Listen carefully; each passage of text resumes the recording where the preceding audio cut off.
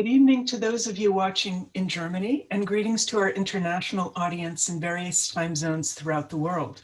Thank you for joining us, and welcome to this event, Trauma's Field of Distortion, which is being streamed as part of Kultursymposium Weimar's introductory program. My name is Tess Lewis, and I'm the curator and moderator for this event, which was co-organized by the Goethe-Institut New York.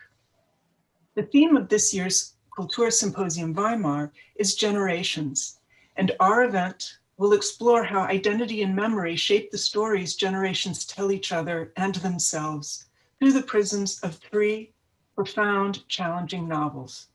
Pierre Jarawan's The Storyteller, translated by Sinead Crow and Rachel McNichol, Megha Majumdar's A Burning, and Maaza Mengiste's The Shadow King.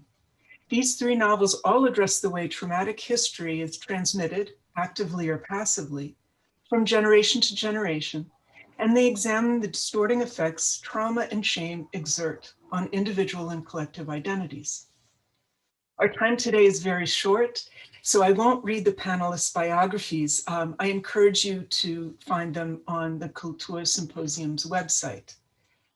They will each read a short passage from their novels, followed by a brief discussion, and will conclude with a broader discussion.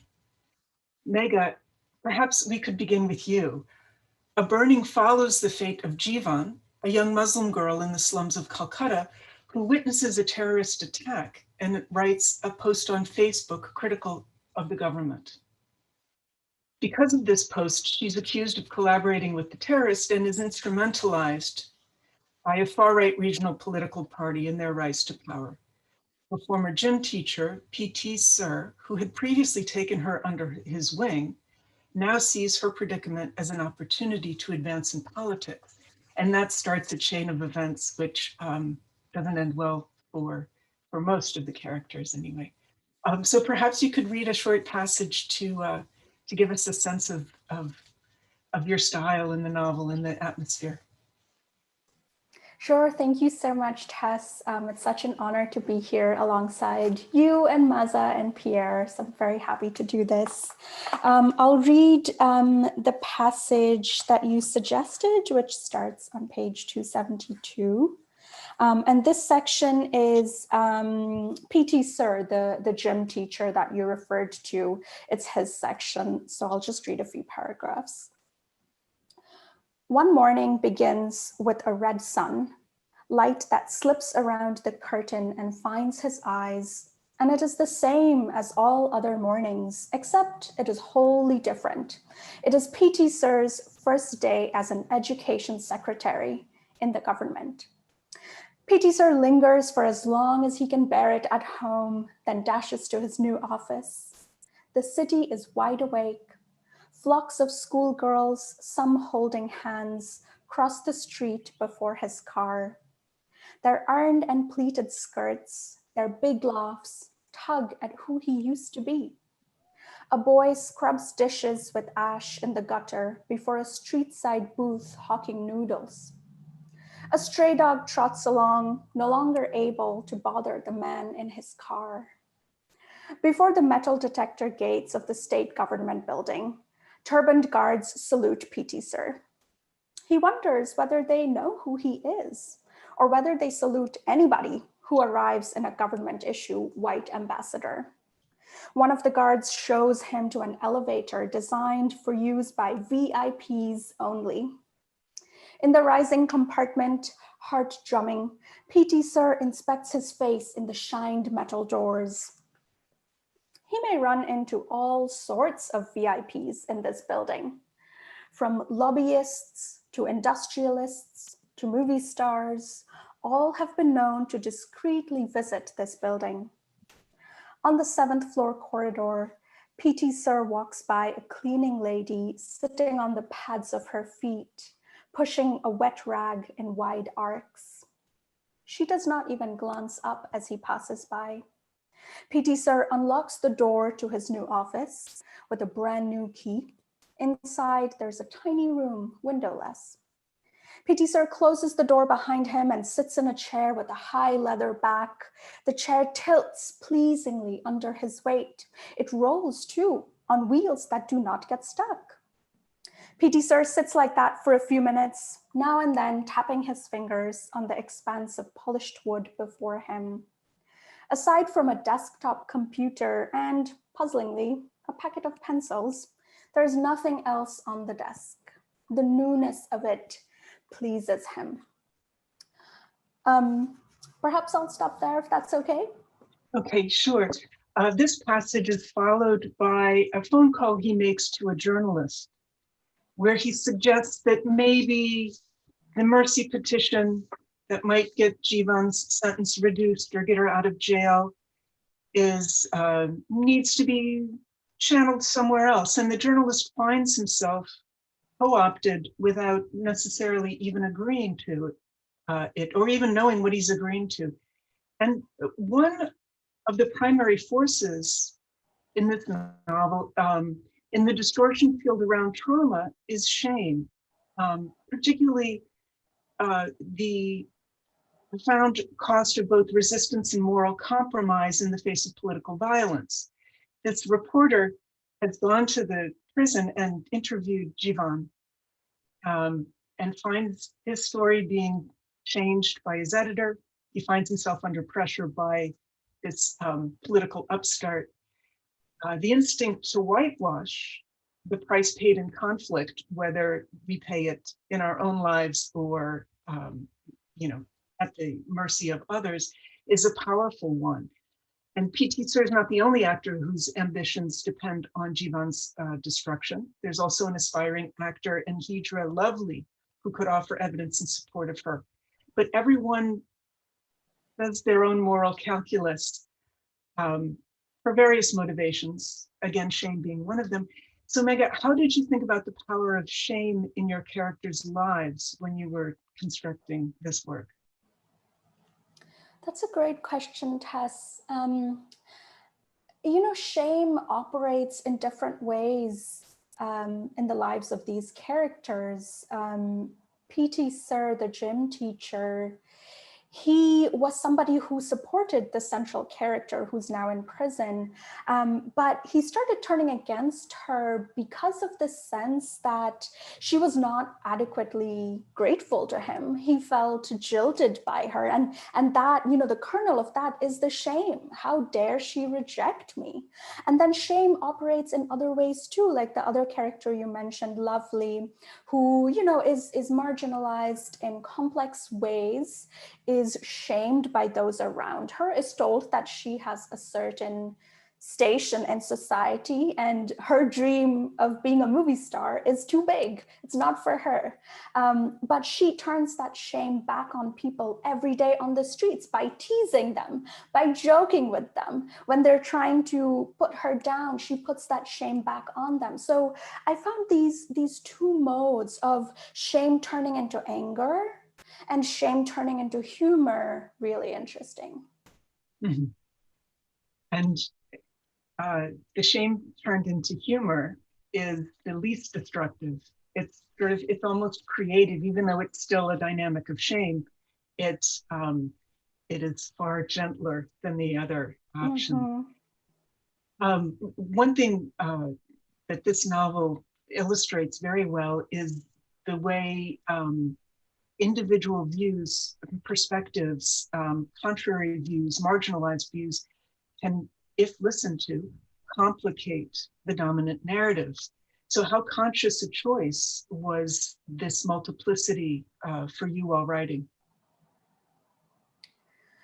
I think the book's ambition when I started working on it was to ask, when there is this rise of hatred-filled right-wing nationalist ideology, how do people who are caught within that rise, how do they dream of something that is not just survival, but bigger than survival? How do they look for meaning within this system, which thwarts generosity, thwarts justice, which pushes people into these moral positions where either I succeed or you have justice. We can't have both.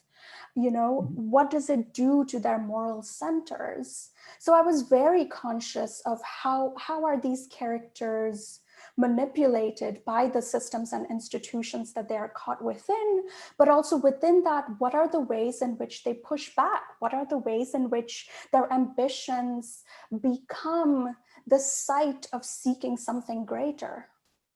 Mm-hmm.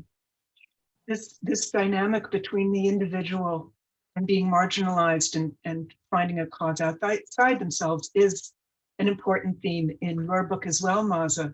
And so I'd like to turn to The Shadow King, which recounts the Italo-Ethiopian War through the experiences of women soldiers and most centrally Hirut, who is an orphan and domestic servant, and whose only possession is an old rifle given to her by her father. And this becomes, an important object in her dedication to a bigger cause. She's the one who notices a peasant's resemblance to Haile Selassie, Ethiopia's emperor who has fled the conflict to England. And this peasant is given one of the emperor's uniforms, and he serves as a role model, or as his role is to inspire the troops as a shadow king. Another important figure in the novel, who's both central and marginalized, is Ettore, an Italian soldier who's Jewish, so his situation is precarious, and he's charged with creating a photographic record of Colonel Ficelli's accomplishments. And because most of these accomplishments are truly evil, Ettore realizes that he's become, as you put it, an archivist of obscenities and a collector of terror. But interestingly, these photographs also serve as a kind of resistance, as an act of bearing witness to the cruelties committed by his countrymen. He was tasked by his father to remember, to record what goes on, knowing his father had lived through the pogroms in Eastern Europe, knowing how easily conflict can escalate. And so these photographs bear witness to cruelty, but they also become a pivot with which to challenge orthodoxy and accepted histories. So perhaps you could read from the book and give us a sense of your style, of the role photographs play, and how you approach your characters. Yes, thank you for that, Tess. And it is really a pleasure to be here, Megha and Pierre, and get a chance to talk with all of you. This is a section from the book. This is one of Ettore's photographs, and a particular boy that Ettore is photographing. Photo. A boy in a stained shirt rests his cheek against a tall boulder as if it were a father's chest. He stares at the camera, doe-eyed and curious, his lips folded around a mouthful of food, a stream of words, a cry for help, a burst of laughter. One palm balances against the hard surface of stone, his finger raised and pointed ahead, the gesture an accusation and a plea for patience. His small heels dip over the plateau's edge. His broad toes cling desperately to earth. What expands behind him is majestic and stupefying, a vast landscape of tall mountains and merciless rocks, a gaping ravine that drops out of view, breathtaking even in this frozen glimpse. His face, a blur of tender features, the shaking head moving faster than shutter speed, swinging left, then right, then left again in defiance and horror.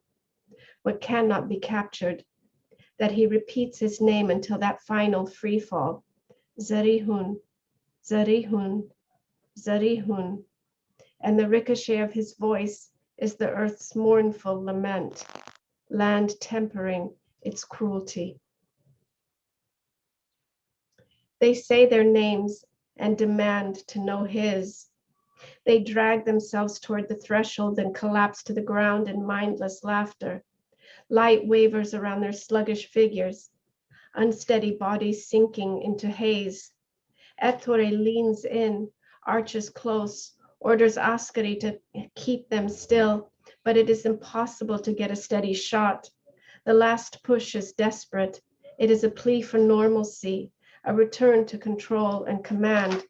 The prisoners tip over the edge with soft bones, relieved and graceless, and all Ettore can photograph are awkward figures buckling into empty space, shouting their names into a gulf that multiplies their voices, a repetitive, deafening chorus. They spill over the edge as if gliding underwater, drowning and surging up for air, spinning between a rapturous dream and a paralyzing nightmare. Ghastly shapes of unspeakable words, dark marks against the sky. And then I will read one more passage. When Ettore meets Hirut, who was a soldier fighting against the Italians, someone whom he photographed also, and they're meeting 40 years after the war. Then when Ettore walks into the station with his shoulders slightly raised from the memory of a camera he was wise not to bring with him, Hirut stands. For a moment, she has to feel her dress to make sure it is on, that she is not naked before him, shaking in loathing and humiliation as Fucelli orders, again, Soldato, take another picture. Hirut straightens. She lifts her chin and stares at Ettore as he pauses and looks at her, recognition and shame rippling through light and shadow to shrink the space between them. And when he takes a step in her direction, nervous and bewildered, Hirut salutes. He pauses, nearly stumbles, and between them the valley expands and gunpowder rises in the breeze to choke them both. But he keeps moving forward as if he has been expecting this, as if he has prepared himself for this moment, has been getting ready for it since the last time they faced each other on the battlefield. Ettore walks toward her as if the path to forgiveness lay between them, as if the years erase scars and photographs and history, as if that hand stretching out to grasp Hirut's can raise the dead and return all he has stolen. He expects pity. This much she can see through the haze of old battles and the unearthly silence. He expects the years not to have hardened her fury. He expects to walk toward her as if he has never worn a uniform, as if he did not mold himself to fit its contours. Here is the truth he wants to ignore, that what is forged into memory tucks itself into bone and muscle. It will always be there, and it will follow us to the grave. I'll stop there. That's a wonderful passage. And the image of memory being tucked into bone and flesh is very striking. And it's a counterweight to the way memory is preserved in photographs.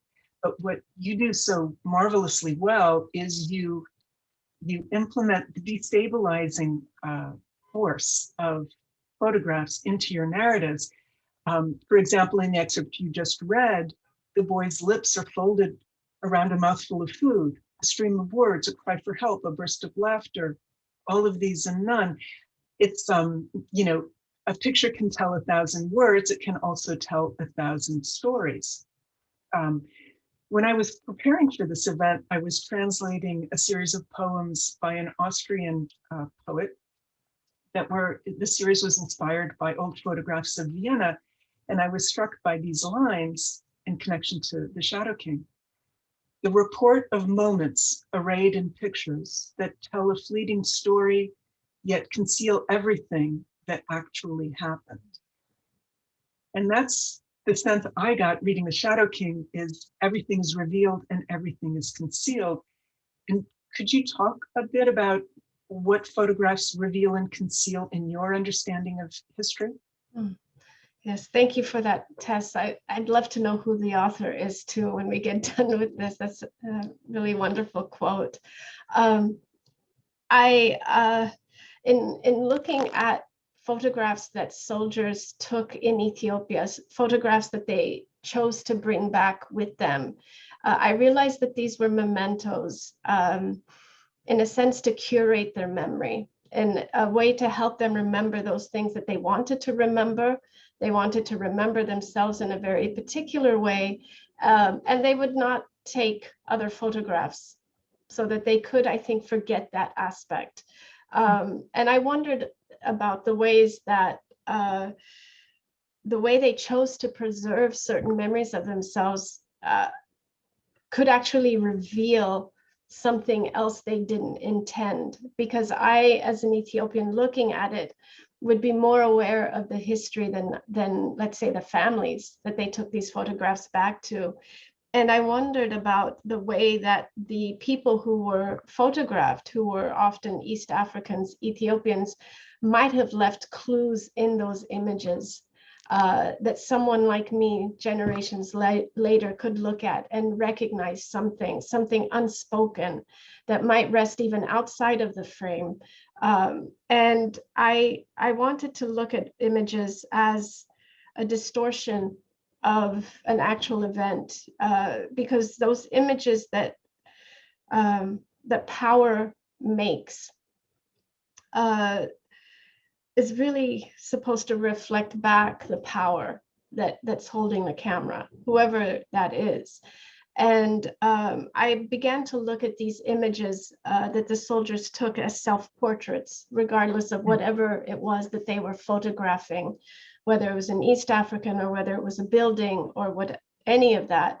And that revealed a lot to me about the kinds of memories that were being curated that would then become called history, because history is a curation of events by whoever it is that's doing that gathering. And what I found again and again, and which is reflected in that scene that I wrote, is that Ethiopians who were being photographed, East Africans, I was even looking at some photographs from Libya. There were moments of resistance, and if you knew how to look, you could see that people would suddenly move right when the camera's going so that the face would be blurred, or they would suddenly just turn a certain way. And I would see these again and again and begin to understand what was actually happening. That's fascinating, the idea of approaching these photographs as self-portraits. Another element along with the photographs that has an almost talismanic power in your novel, which we saw in this excerpt, are names. The Ethiopian prisoners, as we heard, repeat their names before they're executed. And one character, known as the cook, refused to reveal her true name when she was forced into slavery. And throughout the whole novel, she conceals it. She never gives it up. And finally, Hirut, in I think an absolutely devastating scene, tells Kidane, who has repeatedly raped her and humiliated her, she nevertheless reveres as a commander. When he's dying on the battlefield, she cradles him in her arms and tells him, "Your name will be forgotten, but mine will be remembered," knowing that that is not true. But it was such a devastating kind of vengeance. There's so much in the book that made my blood run cold, but this did particularly well. So talk about your names and what they signify for you in the context of the Shadow King. Names, I think in most cultures are really significant. My last name, my surname is my father's first name. And if I know his second name, surname, I know his father's first name.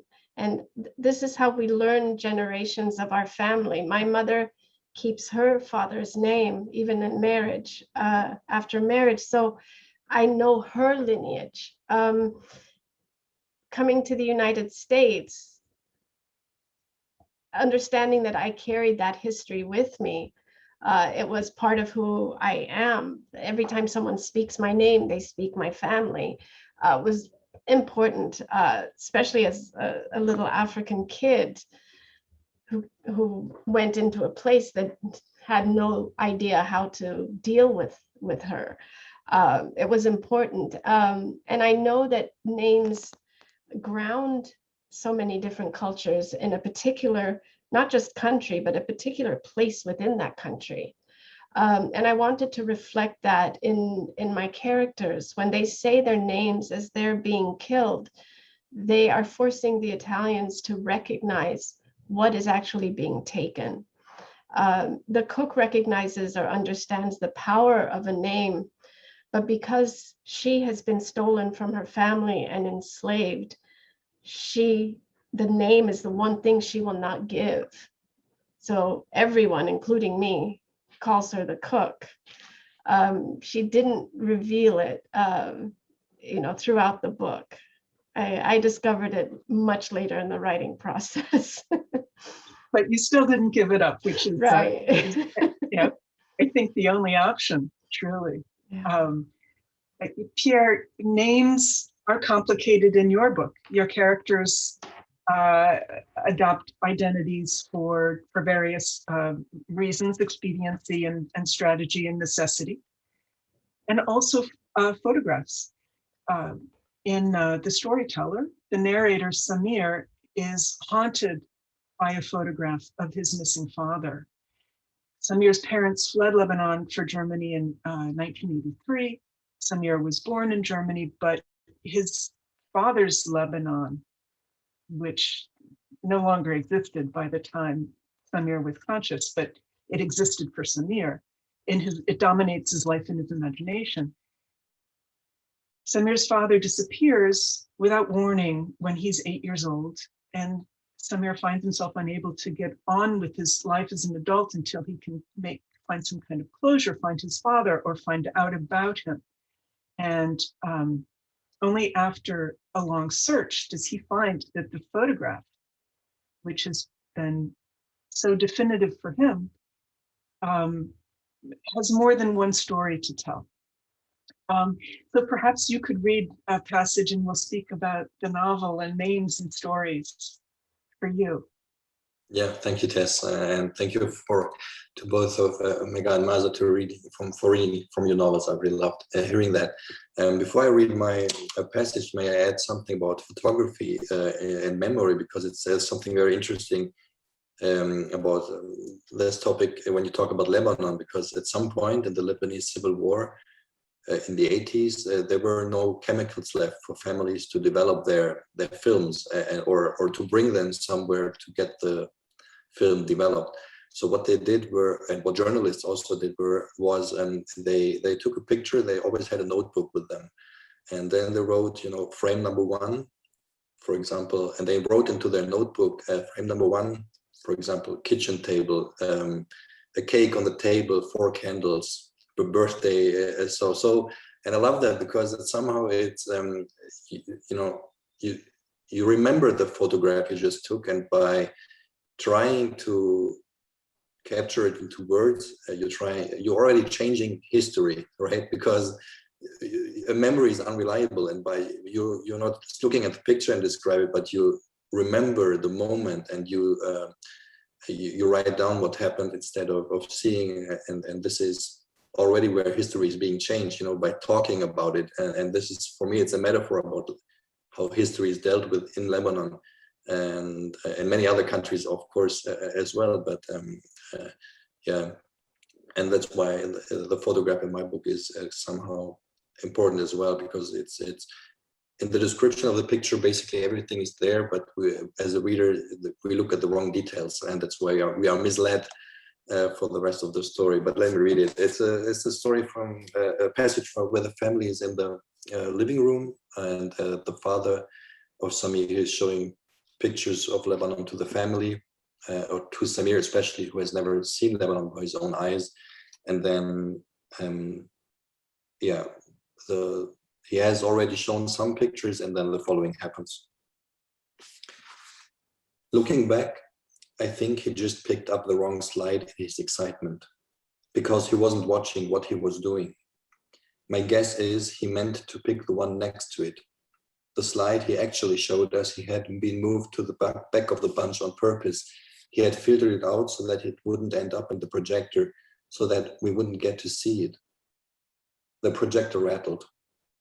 My mother glanced at the photo, looked away, then back again suddenly, as if she had to convince herself it was really there. At the right-hand edge of the image stood my father beside a good-looking young man with thick black hair, dark brown eyes, and an engaging smile. They were posing beneath a chandelier in a large foyer, a white carpeted staircase with a gilt banister behind them. The man beside father was wearing a uniform and had a gun tucked into his belt. There was a cedar stitched onto the left breast of his shirt, a cedar with a red circle around it. Next, I studied father. He was very young and seemed almost shy. The look in his eyes, today I'd describe it as dreamy, didn't quite match the rest of the scene. Father was smiling a dreamy smile and saluting. He was wearing the same uniform as the other man, and he too had a gun tucked into his belt. There are moments when you think about asking a question but decide not to. Your antennae sense a barrier. Your intuition tells you it's not the right time for that question. But years later, when you know more than you did then, you regret. You regret not asking the question. The one question that might have explained everything. Why he was wearing a uniform, for example. Why he had a gun. Who the man was beside him. It would have made things so much easier. Father stared at the picture as if he didn't recognize himself. There he was on our living room wall, large as life, standing beside a man who looked as if his uniform was a second skin, as if he'd been wearing it his whole life. I can only speculate now what thoughts went through Father's mind in that moment, what feelings the slide must have triggered, what memories, what pain even. We all stared at the picture. Nobody said a word for what seemed like an eternity. Then my sister began to squirm and cry on my lap. Mother snapped out of her stunned silence and took the wriggling bundle from me. She left the room, rocking the baby in her arms. Father turned off the projector and slid out of the room with his head bowed. I stayed behind. A second earlier, I'd wanted to ask him the story behind that picture. Now I'd decided not to.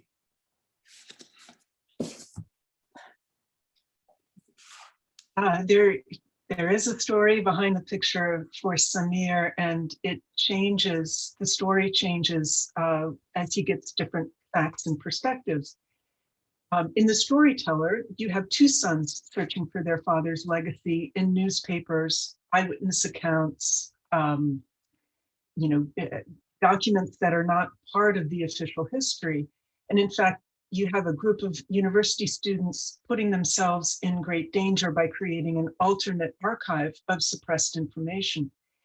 And so when you were researching for this novel and thinking about how to present it, how did you balance conflicting historical accounts to tell your story? Yeah, I mean, in the description of this event, there's a quote by Walter Benjamin that, history is being made by the victors, but what he obviously has never been to Lebanon because, there was no victors. Of course, the poet is older than, but the conflict in Lebanon ended without, there was no victors who could have written history. So that means what you have in Lebanon is 18 different versions of history, because you have 18 different religious groups coexisting in this tiny country, and so you have 18 different stories basically of guilt and innocence, of experiences of violence, and the question in which society you are raised or you are born into, it basically defines what kind of understanding of history you grow up with, because there will always be the others, and you will always be belonging to the one who's innocent, to the only one who's innocent, of course, and all the others. But this goes for 18 different religions. So it was very difficult to have this, to put all this together and to give an image that is free from opinion, but basically that is kind of describes the chaos. And I think that's what was the most authentic thing, is to make to the reader experience the chaos of this aftermath of the war. And I think what also helped was the distance, me growing up in Germany and not having been part of this and not having experienced all of this. But looking at it from the perspective of a writer and from someone who wants to know more, and this really helped me to remain, at least a bit distant. And because I think, the medieval cartographers, when they drew their maps, they wrote a sentence into that part of the maps. They were, that nobody had ever been there, and they wrote "Hic sunt leones" in Latin, which means "here are lions," to say that this is a potentially dangerous part of the map, and this describes my writing approach. I think I love to open up new territories for myself, and I'd like to go where the lions possibly live, and this means to open up territory for myself by doing the research, by having to do the research, and by doing that, learning a lot about myself and also the country my parents come from, but also opening up to the readers a new territory, which is in this case Lebanon, to in the first case German audience, but then through the translations into English and French and Spanish and so on, it's basically people anywhere can read it. So I think this was my approach. Well, I think "Hic sunt leones" could be written on the cover of any of these novels. There's I think dangerous territory in each of them. Is your novel published in Lebanon? It's published in Lebanon, but not in Arabic. So they read it in English and French, and it hasn't been translated to Arabic yet. And what kind of response did it get? How did Lebanese readers react to it? Did they see you as an interloper in their history, or as shedding a light on? Yeah, more the last, because I mean, it's not, unfortunately, it's not a country of many bookstores and a vivid publishing scene. So I think if you are a reader in Lebanon, you already are educated or open-minded, and not so much you don't stick to your perspective.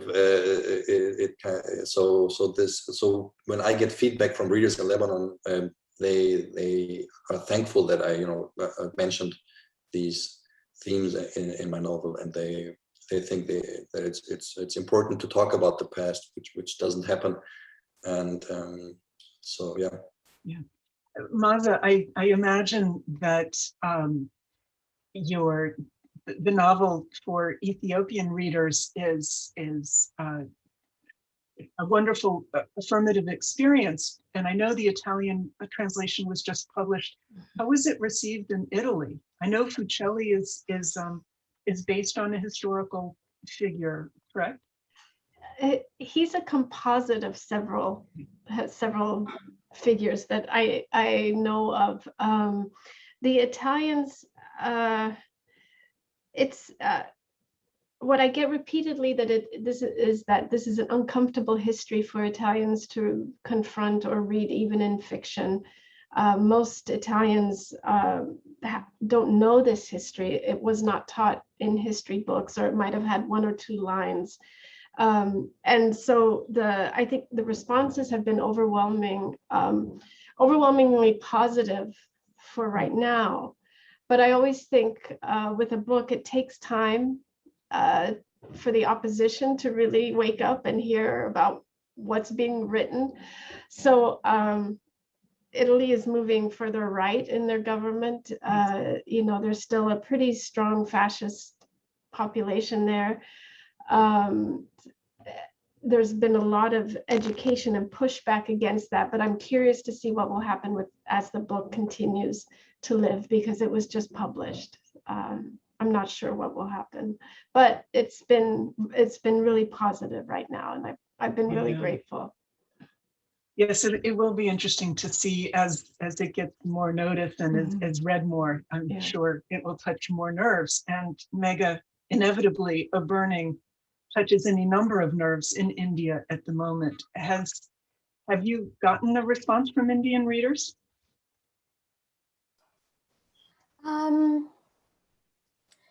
I have to say I haven't been following it very closely. I've just kind of let the book have its own life.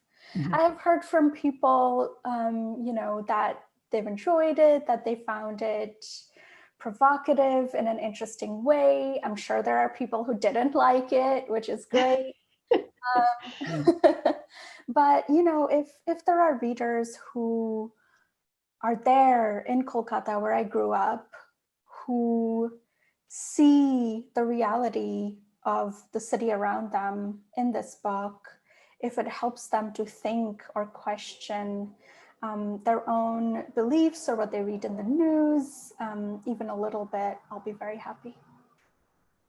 Yes, and I imagine that the type of opposition whose toes it would step on are not likely to pick up this kind of novel. It's so exhilarating to read these novels that both affirm an understanding, a critical understanding of history, and push back against things that are taken for granted. Unfortunately, our time for this segment is almost up. Thank you to the audience watching us live. There will be an additional 15-minute segment available for later viewing in the Mediathek on the Kultursymposium Weimar's website. And so I encourage you to follow the conversation with us there if you are able. So thank you very much for joining us. Welcome back to you viewers who couldn't get enough from our initial conversation.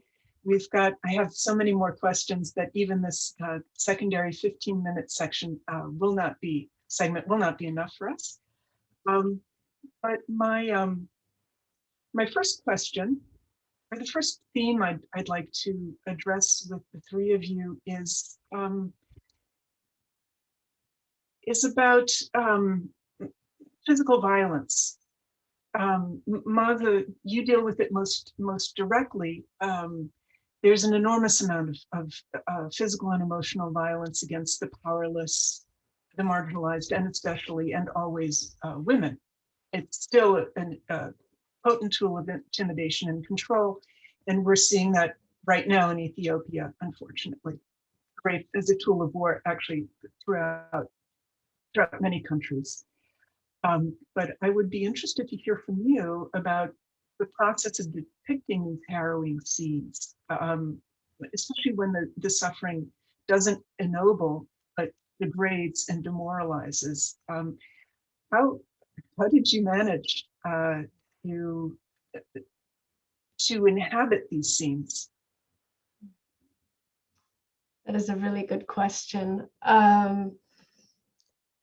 It was a process to get closer and closer and closer to whatever was happening, to that trauma, until I could begin to inhabit the space, or actually be in the skin of not only the people who were suffering, but also eventually the people who were inflicting that pain. My novel is told from several perspectives, and I deliberately wanted to choose, I wanted to do it that way because I wanted to look at this cycle of violence in a more prismatic way, to be able to look at it from many different angles.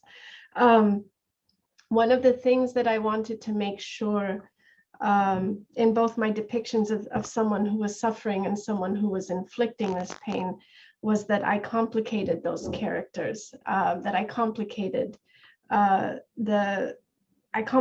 lives so that it feels like human beings who are in that intimate space of cruelty together.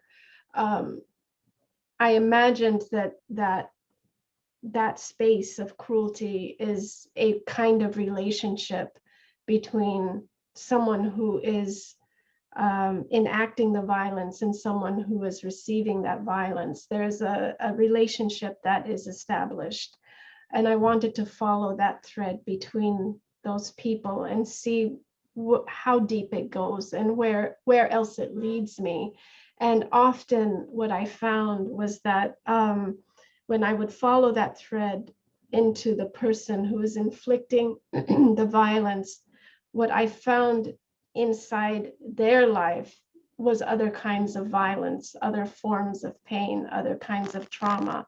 And that was the only way that I could render those scenes, is by understanding the two human beings that were in one way or another communicating with each other.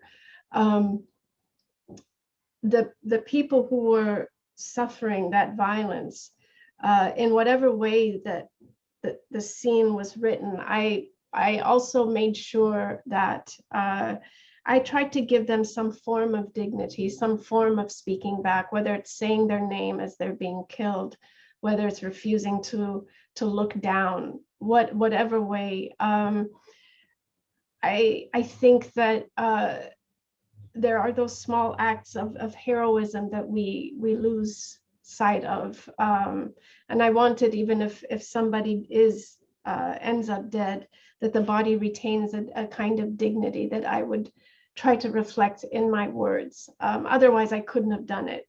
It was dark enough to be there and write that for any length of years. Yes, yeah.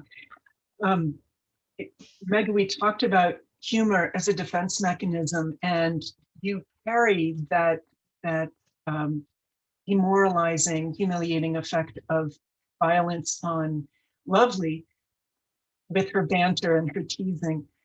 But Jivan is subject to an enormous amount of cruelty and suffering, both emotional and physical, as was her mother. And, you know, it is a thread throughout the book, rarely redemptive, not at all redemptive, actually, now that I think of it. And there's violence in every society, but in certain aspects of life in India, it seems a bit closer to the surface, especially these days with the far right being so provocative and inciting violence against others. How did you see violence integrating into your characters' lives? And how did you weave it into the fabric of the book? You know, like Maaza was just saying, I think allowing characters complexity and allowing them dignity and willpower and agency and choices, even in those moments when they are most close to a very physical form of oppression. I think that was really important for Jivan, who's the central character in the book. She's facing violence in the form of this prison sentence. And her way of responding to that is to realize that the system which is crushing her will not be the one to rescue her. So she has to find a different avenue of escape. And for her, that proves to be, well, she thinks it's going to be the news media. So she tries to get her narrative out, and she tries to put forward a narrative which will be persuasive to the public, because she realizes how much of the court's opinion depends on public opinion in this society.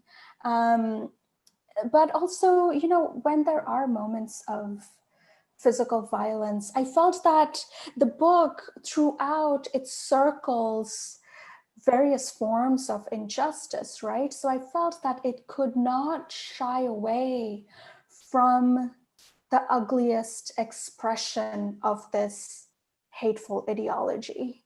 I felt that that would be, you know, not very truthful. So there is a small section of violence toward the end of the book, And for writing that, I was thinking about how to make sure that each word here needs to belong, that the section is no longer than it needs to be, which is why it's a very short, very compressed section.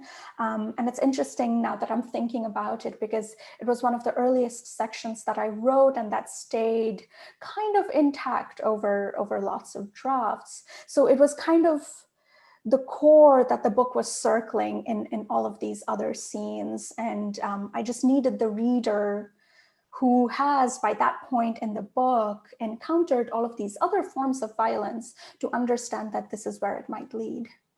Mm-hmm. That's very interesting. Pierre, the violence in your novel is less explicit than in Megha's and Maaza's. The violence is sort of pervasive and atmospheric, and your characters, central and secondary, all suffer very much at the hands of violence. But what seems more interesting or more crucial in your book to me is the way these characters respond to violence and how they attempt to save their dignity, even when it means betraying their friends or their family. How did you think about violence in the context of, the Lebanon that you're depicting, that Samir goes to find, sort of retrace the fallout from violence that his father and his father's friends suffered? Yeah, I mean, writing about, I think this is a difficulty anyone who writes encounters at some point. If you cover topics like these, to write about violence or violent pasts without, being a voyeur, without being voyeuristic about it, or to just use it as a, I don't know, as a suspenseful scene just to entertain the readers, because this would be terribly wrong. It has to make sense within the story and within the context of what you are telling. So I think a lot of the violence that happens in my book comes from the absence of language. Actually, it comes from silence, and because lots of conflicts that happened in the book, they could have been prevented if the characters just spoke to each other, which they are unable to. And I think this silence is the result of violence that happened before. I mean, the father, he's the storyteller that gives the name of the book. And I wanted to show that there are two kinds of storytelling. There's storytelling in order to reveal something, and there's storytelling in order to cover something. It can be both. And while Samir, as the narrator of this novel, tries to reveal his story, his father's story, and try to dealing with it, his father uses storytelling to cover things up, and also to cover his own silence, because he uses stories, so he doesn't have to talk father to son about his past. He uses fairy tale like stories as metaphors, and yeah, this silence is critical to anything that happens in the book, because it's critical to anything that happens in Lebanon. Actually, there's silence everywhere. There are stories everywhere, but if you look closely, they come from silence. We only have a few minutes left, but this is a perfect segue into my final, well, unfortunately, be my final question, and that is the power of storytelling. It can be destructive, but I don't want viewers to get the impression that these novels are exclusively bleak. There's storytelling in each of them in its own way is affirmative, it's redemptive. There is a great deal of nobility that comes through storytelling. And maybe, Pierre, you could say a few words about storytelling as a positive, powerful force. Yeah, I mean, So the storyteller it's my first novel, and it came out in Germany. It came out in 2015, and only in 2019 it came out in English. So, but my second novel came out just a few months ago in Germany. It's called Ein Lied für die Vermissten. In English, it's a song for the missing. It will be out in English next year, and it's about the 17,000 missing in Lebanon. You know, they are still missing from the Civil War. Nobody knows where they are, what happened there. But it's so. And there's a one sentence in this book that might answer your question, because it's I don't know the translation yet, but if I would translate it from my head to English, it would be something like, you know, stories, they cannot bring back what is lost, but they can make what has been lost experienceable. You know, they can make it vivid again, and nobody in Germany has ever heard of, you know, 17,000 missing people in Lebanon. But if they read the story, and they will learn about it, and they will not only learn about it in a historical way, but they will experience it, because it's a story. And I can tell you about, you know, I can name facts. You know, 17,500 is an abstract number. I can say so many people have left Syria or Lebanon because of the Civil War. So many people have drowned in the Mediterranean by trying to come to Europe. We are immune to these numbers, you know, because they go to the head, and I think stories can go to the heart, and that's the difference. It's basically the same. But a number becomes a character, and the character becomes associated with feelings and so on. You can relate to, and this is why news go to the head and stories go to the heart. Maybe that's. Well, that's a perfect description, actually, of my sense of Hirut.